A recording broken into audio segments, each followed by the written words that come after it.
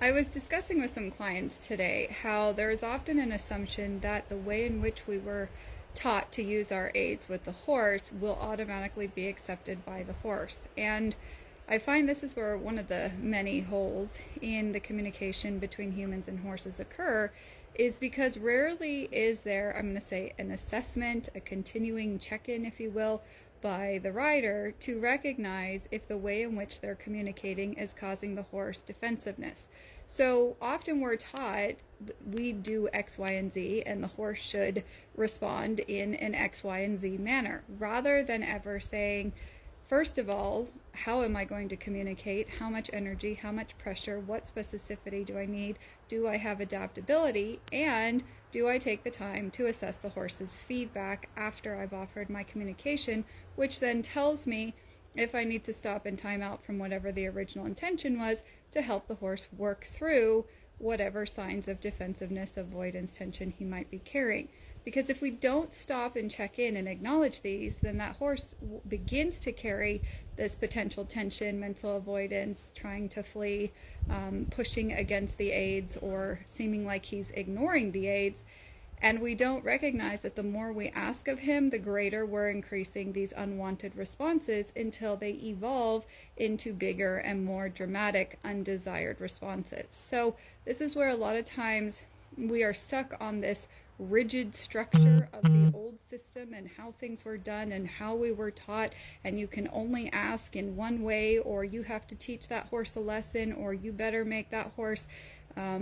be obedient, otherwise you're going to teach him to get away with things, and all of this ego-based imposition through our communication that really teaches our horse more fear than anything else. And the greater the horse has in his carrying of fear, the faster he is mentally anticipative, the more physically avoidant he is with his behaviors, and you can see how the vicious cycle of unwanted responses occurs. So if it's a horse that does not have a clean slate, such as a colt or a wild horse, then I'm often spend a majority of the time initially in undoing all of the unwanted responses that many of these horses have been taught to have from previously chaotic, emotionally triggered, unclear human communication. And this is something that I don't think enough people recognize, of how much of the communication I find for many, I'm going to say everyday horses, where even if they've never blown up or been dramatic or been dangerous in their behaviors, and we've always managed to get through things even if it wasn't as ideal, does not mean that the horse is not okay. And so the more that we continue to ask of him without recognizing that the horse is carrying all this internal defensiveness and constant physical tension,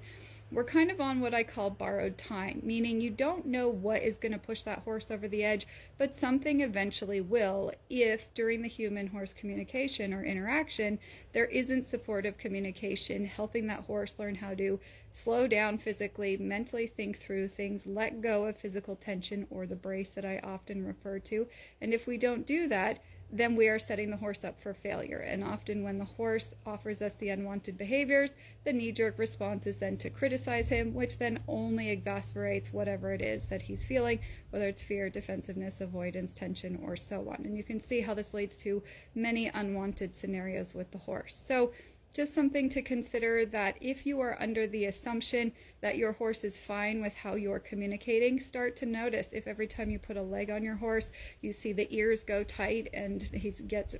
increased rigidity throughout his body. Notice if every time you pick up a rein, the horse is rooting his nose forward or diving down to the ground or trying to drag the reins out of your hands. Grinding his teeth would be a severe response. Notice if you put leg pressure on and it feels like the horse is just blowing right through that pressure, or that his rib cage is expanding and that he's actually getting larger in his barrel area against the pressure of your leg. Notice if every time you go to ask something of your horse, it takes 3, 4, 5 times or more severe aids before the horse sort of physically acknowledges you, but mentally never lets go of whatever it was that he was thinking about. And so it feels like you have to keep reminding him in order for him to be compliant. These are all behaviors that unfortunately for many traditional lesson settings, people are just taught that's just what horses do, that's just how they are, rather than recognizing the subtle, initial, reasonable ways of showing that the horse is defensive